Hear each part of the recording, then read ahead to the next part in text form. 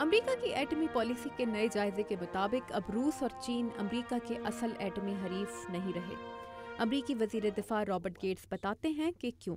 ایٹمی پھیلاؤ اور دہشت گردی کو روکنا امریکہ کی ایٹمی پالیسی میں سر فہرست ہونا چاہیے۔ القاعدہ کی جانب سے ایٹمی ہتھیار حاصل کرنے، ایران کے ایٹمی قوت بننے کا خواب اور شمالی کوریا کی ایٹمی پھیلاؤ کی کوششوں کی روشنی میں ہماری توجہ بالکل درست جگہ پر ہے۔ اس نئی جائزہ رپورٹ میں ایٹمی ہتھیاروں کا امریکہ کی سلامتی کی حکمت عملی میں کردار کم سے کم کرنے کی تجویز پیش کی گئی ہے۔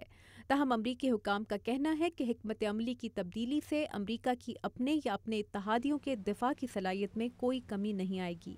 For generations, the United States' nuclear deterrent has helped prevent proliferation. Hillary Clinton کہتی ہیں کہ کئی نسلوں تک امریکہ کی ایٹمی دفاعی صلاحیت نے اپنی غیر ایٹمی طاقت کے حامل اتحادیوں کو احساس تحفظ فراہم کیا ہے، اور اس نئے جائزے میں تجویز کی گئی پالیسیوں سے امریکہ اپنا یہ کردار جاری رکھ سکتا ہے۔ تاہم یہ پہلا موقع ہے کہ امریکہ یہ کہہ رہا ہے کہ وہ ایٹمی عدم پھیلاؤ کے معاہدے میں شریک غیر ایٹمی طاقت کے حامل ملکوں کے خلاف ایٹمی ہتھیار استعمال نہیں کرے گا، چاہے وہ امریکہ کے خلاف حیاتیاتی یا کیمیائی ہتھیار استعمال کرنے میں پہل ہی کیوں نہ کریں۔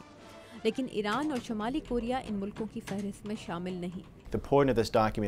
اس دستاویز کا مقصد اقوام عالم کا تعاون حاصل کرنا ہے تاکہ شمالی کوریا اور ایران کے ایٹمی پروگرام کو روکنے میں وہ امریکہ کا ساتھ دیں۔ ہارورڈ یونیورسٹی کے ایٹمی تحفظ اور عدم پھیلاؤ کے ماہر میتھیو بن کہتے ہیں کہ یہ حکمت عملی ایران اور شمالی کوریا کو ایٹمی ہتھیاروں کی تیاری کا بہانہ فراہم کر سکتی ہے۔ پیونگ یانگ یا تہران کے کٹر عناصر اب یہ کہہ سکتے ہیں کہ امریکہ تو کھلے عام انہیں نشانہ بنانے کی بات کر رہا ہے، اس لیے ان کے پاس ایسے حملے کا جواب دینے کے لیے ایٹمی ہتھیار ہونے چاہیے۔ جائزہ رپورٹ میں لکھا ہے کہ ایٹمی اسلحے کے وہ ذخائر جو امریکہ نے سرد جنگ کے دوران جمع کیے تھے، امریکہ کو خود کش دہشت گردوں اور ایٹمی ہتھیاروں کی تیاری میں مصروف ملکوں سے تحفظ فراہم نہیں کر سکتے۔ اس کے باوجود امریکہ اپنی ایٹمی آبدوزیں، بین البراعظمی بیلسٹک میزائل اور ایٹمی ہتھیار لے جانے والے جنگی جہازوں کا ذخیرہ قائم رکھ سکتا ہے۔ تاہم نئے ایٹمی ہتھیاروں کی تیاری یا اہلیت حاصل کرنا ممکن نہیں ہوگا۔ ناقدین اس تجویز کو بھی امریکہ کا دفاع کمزور بنانے سے تعبیر کر رہے ہیں۔ میرے خیال میں امریکی عوام یہ بالکل برداشت نہیں کریں گے کہ کوئی امریکہ پر حیاتیاتی یا کیمیائی ہتھیاروں سے حملہ کرے، نہ ہی یہ برداشت کریں گے کہ ان کا صدر یہ کہے کہ ہم ایسے حملے کرنے والے کو سزا نہیں دیں گے، اور کیا معلوم یہی بات انہیں حملہ کرنے کا راستہ دکھا دے۔ یہ بہت خطرناک اور غیر ذمہ دارانہ بات ہے۔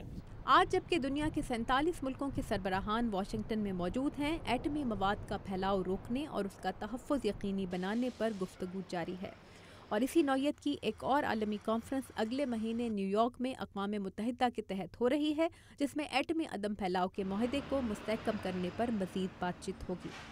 میریڈتھ بیول کی رپورٹ کے ساتھ تابندہ نعیم، اردو VOA۔